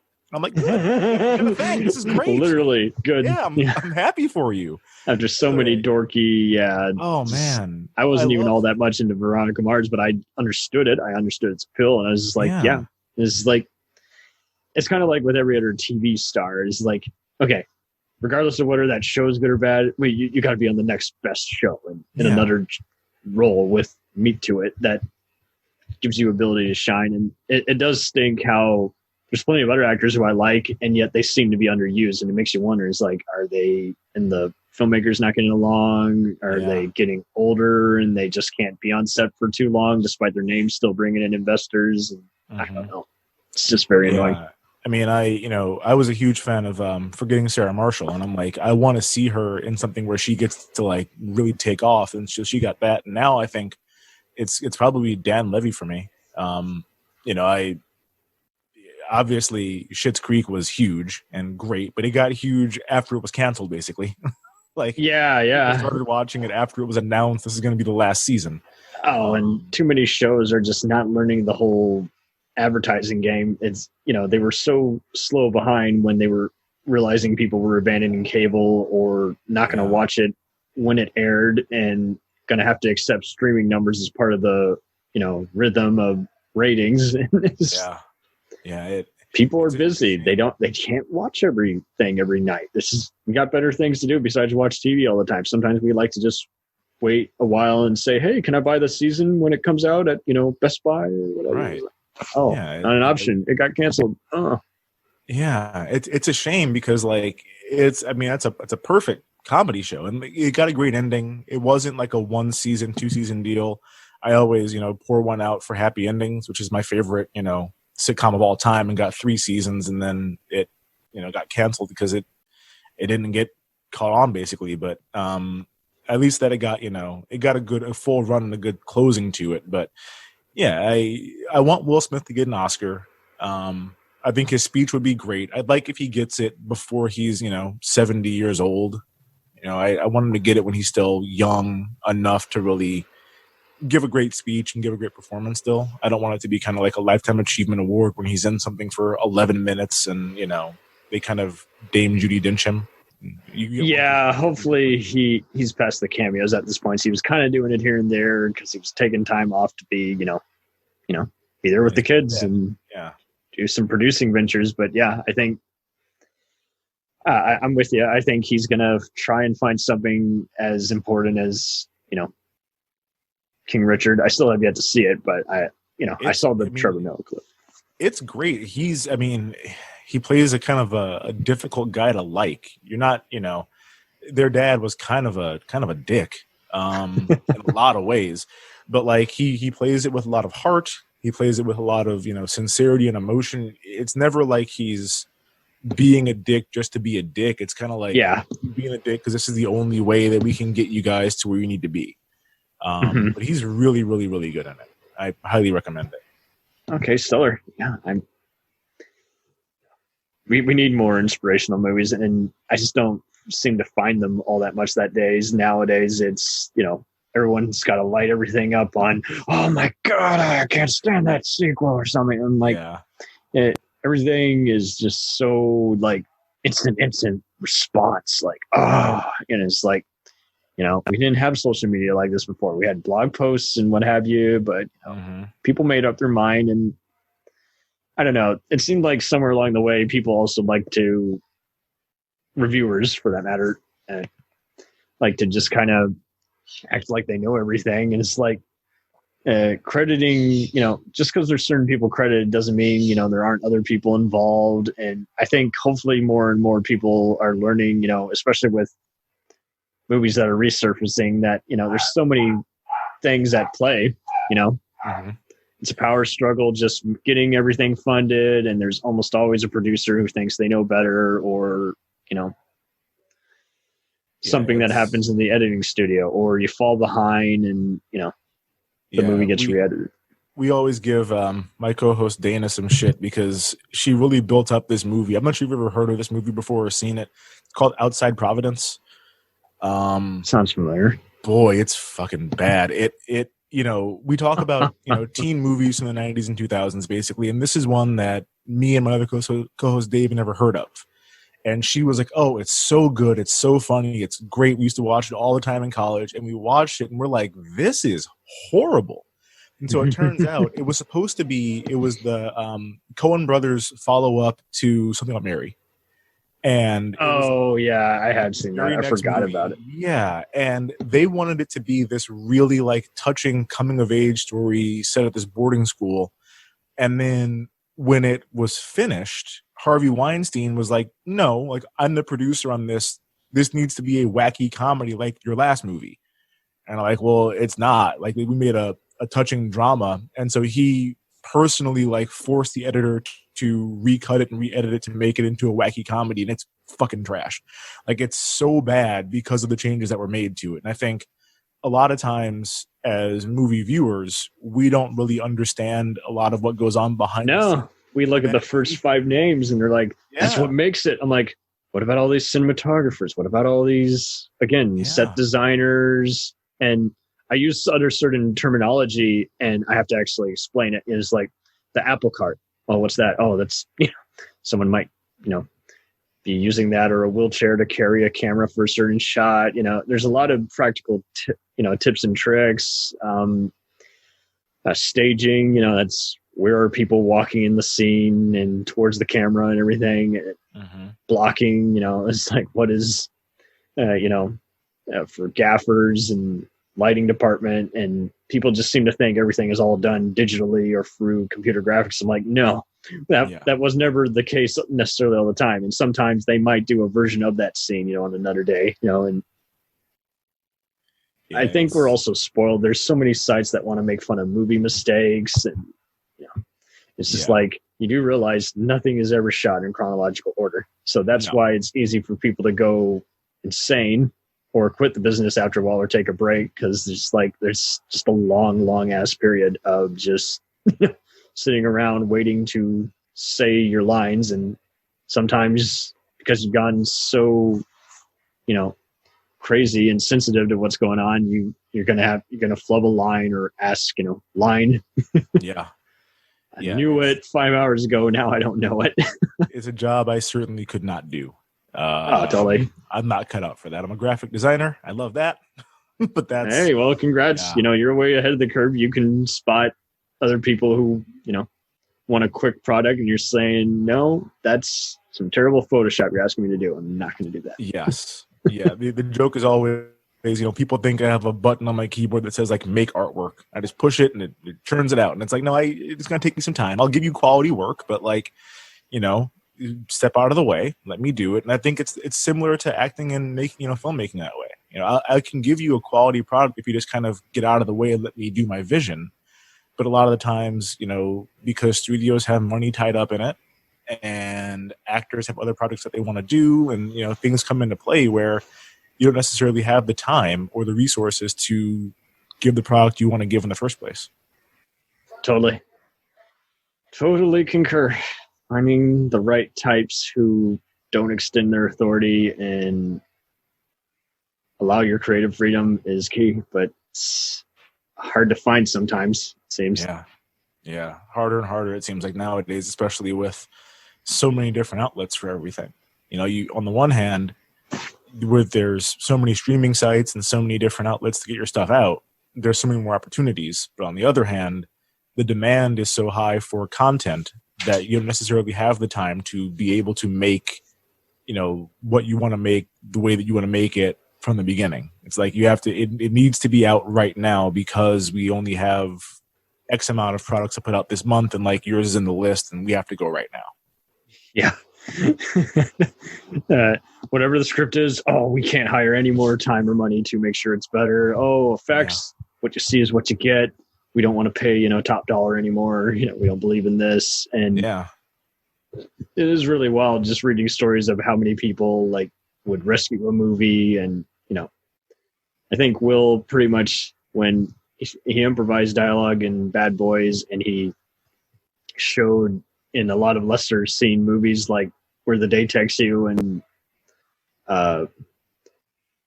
6 Degrees of Separation, I think he just showed that he could keep being totally. Yeah, he just showed how, he could always, aside from being surprising, he could just always show a few different tricks, and he was in it to win it. And I think that's what's more inspirational than anything besides just the acting side of things, is like you can't say that he's slacked off on any movie, No. And I mean, 6 Degrees of Separation, talk about being like fearless as an actor at that age. Because I mean, to play that role at that stage, not an easy role at all. Not an easy role, and also like entirely unexpected. That's the middle of the Fresh Prince's run. Like, this is the whole, you're for lack of a better term, like America's sweetheart at this point of your career. Like, you are the golden boy in Hollywood, and this is what you choose to make. It's like, that's a choice I don't know how many other actors at his age, at that stage in their career, would have chosen to do. But it's a really great movie and a great role for him. Concur. When I saw Focus, I was like, hey, so that's a return to playing a sneaky kind of con man role, Mm-hmm. Yeah. And once again, there's some sexual elements into that one. And I think he's, he'll do any kind of movie if he can kind of justify every character and their journey and hope for the best that he's working with some competent, filmmaker who's, also got their eye on the prize, which is, tell a coherent vision and don't go over, budget or, get sloppy with the premise. And obviously it doesn't always work, but he, I'm sure he does have, endless meetings. It's not just, hey, we'll figure everything out when we get to the set, Right. Yeah. The preparation is clear, and it shows in a lot of his roles. Even, like I said, even in some of the bad movies that he's in, you can tell it's not bad because it's not like thought out. It's not like they just threw it together last minute. There's other things at play for why it didn't work out. You can never say that he's not prepared, or that the role is not, fully fleshed out before he begins playing it. Or it just is peppered with, tropes that everyone was doing back in the day. Like, iRobot is pretty liked by a lot of people. There's going to be some moments where it's like, okay, everyone's using shaky cam or cliche lines at that time, but that's just how a lot of those genre pieces were done. I've seen a lot of people reanalyze Enemy of the State and just find that to be where he really especially grew as an actor here. You're playing a man on the run, from NSA agents, you get to play around with the fugitive formula. What would you actually do in these, implausible sounding, but still very, thoughtful situations to think about? What do you do, if people high up abuse their power, and you're just a random, regular average Joe on the run? Yeah, and that movie really could have very easily become like Paint by Numbers. I mean, it could have been a terrible, Lifetime movie, and he had a giant budget and a bunch of filmmakers and other casts to work with. Yeah, I mean, we've seen the man on a run from kind of a shadowy entity, done a million times before, and a lot of times they're pretty forgettable. But I think the way that he did that one was really, really great. I think the movie might be called Abduction. It's the movie that basically ended Taylor Lautner's career. Yes. Where he's, the one where he's like running and it's kind of like a Born Identity kind of a thing for a sec. And it's terrible. But essentially it's the same beats as Enemy of the State. Like it's, they're chasing. It really is interesting how some of the stuff we've seen has the same formula, but it's not bad because it's a knockoff or necessarily, because so many things do borrow from each other. It's just it can be a mix of everything from just rushed in exposition to having unconvincing, stunts or edits or over dramatic music scores. Yeah, it really is fun to look at every movie, and it just annoys me to no end when everyone likes to now just pause everything and look for glitches. It's like, what, are you just going to contribute to CinemaSins YouTube channel? I mean, come on, let's be for real here. Let's find out why it's really not working besides something you've seen on the 500th, rewatch. Yeah, don't do that. That's not, that's not what it's there for. And it's not constructive either. You're not going to learn anything doing a 5-part rant. And I get that some people find that amusing. To me, it just puts me to sleep. I'm like, I'm waiting for you to talk about what is or isn't working. Yeah, it's not for me. I mean, when we talk about bad movies, and God knows there's some awful teen movies, when we talk about them, it's never like, it's impossible. You're going to find it. It's going to get bad even after a certain season, even if it is good, to where you're like, why did I like the first 5 seasons? Was it actually good to begin with? Or was I fooled? That's the thing, is there's so many times we've run across movies that we watched a billion times, as teenagers, and you watch them again now and it's like, I don't know what was going on, and I don't know why I liked this back then. It's bad now, but it's never, because of minor mistakes and here and there. It's like there's a structural problem with the story you're telling me that's ruining this thing for me, or there's one performance that's so bad and kind of wrong tonally for the movie you're trying to make that it just kind of throws everything else off. And that's the fun part of finding bad movies, not looking for little minor issues in the background or what have you. Like, let's talk about the big issues that throw a whole thing off. Totally. Will Smith is not ever going to do something deliberately bad like Sharknado or unintentionally bad like The Room. He's going to do something that there was just some other thing where it needed a little bit of an anchor, or someone, especially him, needed to just kind of note to the guys, hey, let's not do that. Let's not go that direction. Or let's try it, but let's be ready to delete it because it just might not work. Yeah, no, he's, I think the problem is, even if he was in something that was deliberately bad, his performance would elevate it. So at least it's like, well, he was good in that, but the rest of the movie was bad. I mean, everyone's divided on 7 pounds, I didn't love it, but it wasn't because of his performance.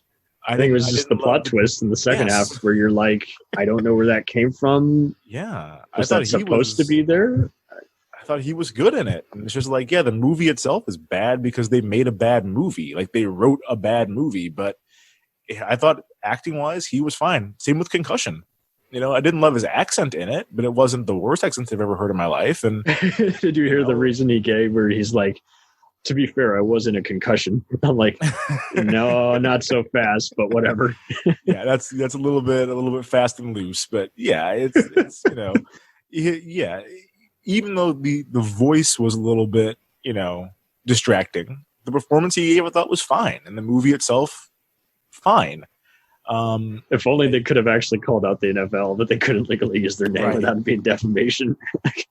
Yeah, and that's the NFL. I think is probably more litigious that way than other leagues. It's like ESPN a number of years ago had a TV show. It was called Playmakers. That was great show. Oh my god, I thought I was the only one who remembered those ads. I'm like, they're going to edgy cable TV now, and it's for anything.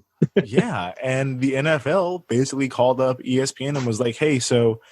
You either got to cancel that show or you have no more rights to show NFL highlights or anything else on your network. Really? Yeah.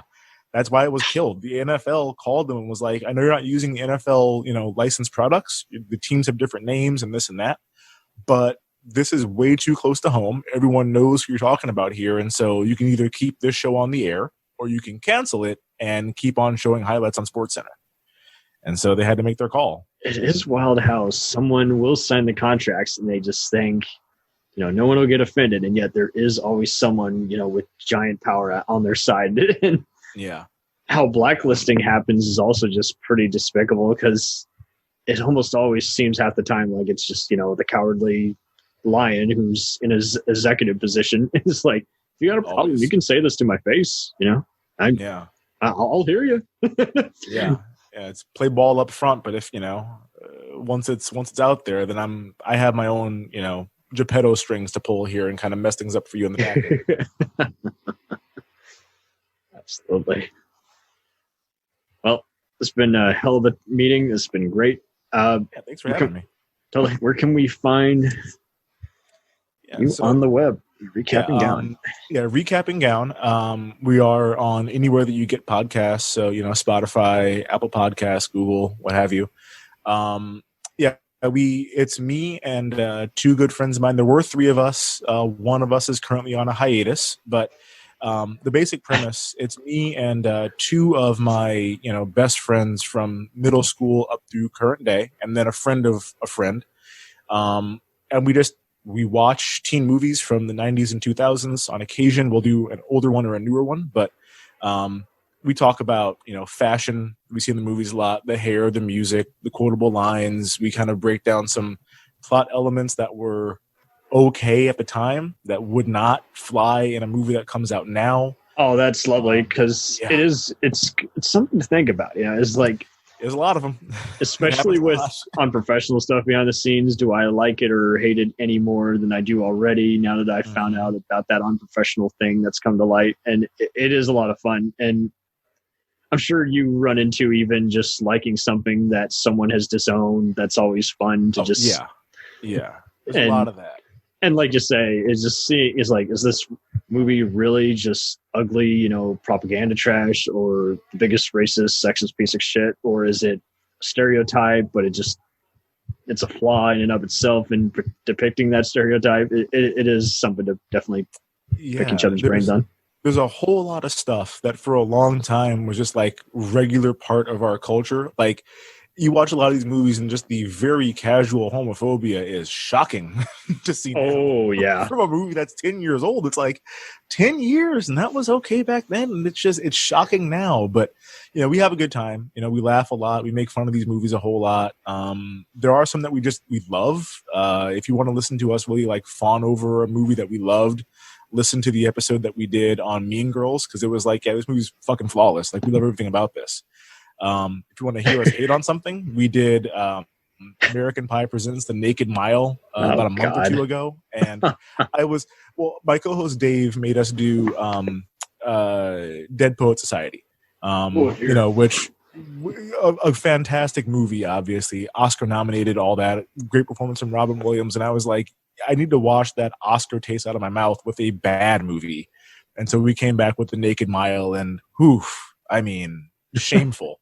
Just a shameful movie. And so Recap and Gown. Go ahead and give us a listen. You can find us on Twitter and Instagram at Recap and Gown Pod, RECAPNGOWNPOD.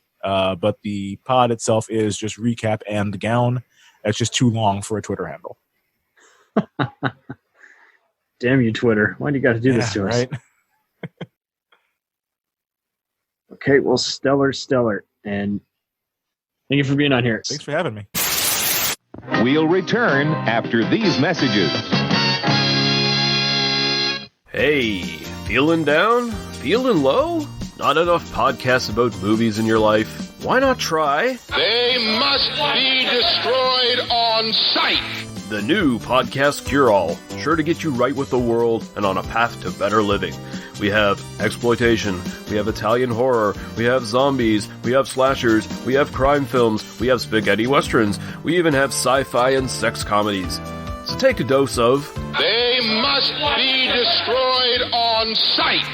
as needed, and let the hosts, Lee Russell, Daniel Harper, Paul Romali, and the odd guest host cure what ails you. Warning, may cause atrophy, African consumption, black fever, bone shave, chin cough, colic, cramp colic, dropsy of the brain, elephantitis, grocer's itch, jaundice, mania, miasma, mortification, palsy, Pott's disease, rheumatism, scurvy, St. Anthony's fire, summer complaint, and worm fit in some people. Consult a physician before listening.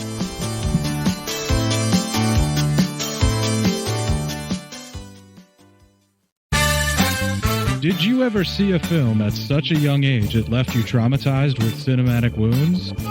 Necrophilia.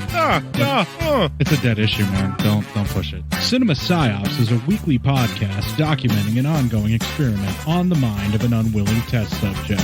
No one should have to watch this movie. Oh, no one should have to watch this? No one should have to watch this movie. Surprisingly, it's not a topic that a lot of people really want to tackle. I'm shocked, Rhodes. I know, really. Right? It's the next sexual frontier that no one wants to explore. I am, in the most sincerest of senses, disappointed in you. It takes a powerful goddess like Connie, jam her arm down the monster's throat and kill it. Oh, I'm still tripping out over that. Even as a kid, I was like, I gotta find a girl like that. Every week, I get a new look of disappointment that I never thought I could get out of her. Unimaginable. At 12 years old, you should not be watching this movie. Obviously. At 13, you should not be. 14, you shouldn't be. I'm not entirely sure even 17-year-olds should be watching this. Just because you're offended by something doesn't mean that you have the right to demand that it doesn't exist.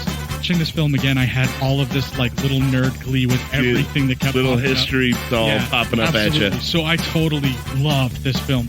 Hey, I know why you couldn't see that. It's because your brain's warped from watching this shit at 12 years old. Yeah, this is a rough movie. I told you ahead of time when we were getting ready to do it that it was going to be a rough How did you watch one. this shit at 12? Because physical wounds heal, cinematic ones don't. Listen to Cinema Psyops.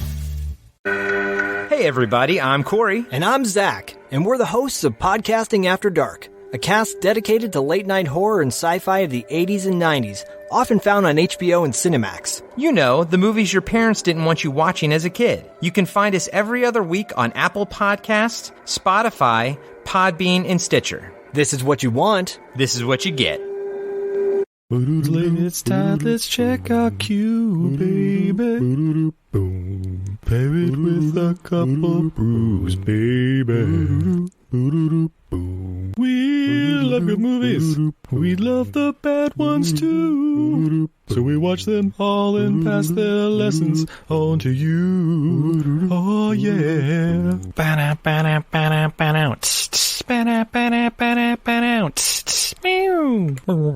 Everything I learned from movies helps to make life a little bit groovy. With a one-last plot holes of gratuitous movies. It's time to get busy with your friend Steve and Izzy at eilfm.podbean.com. We now continue with our program.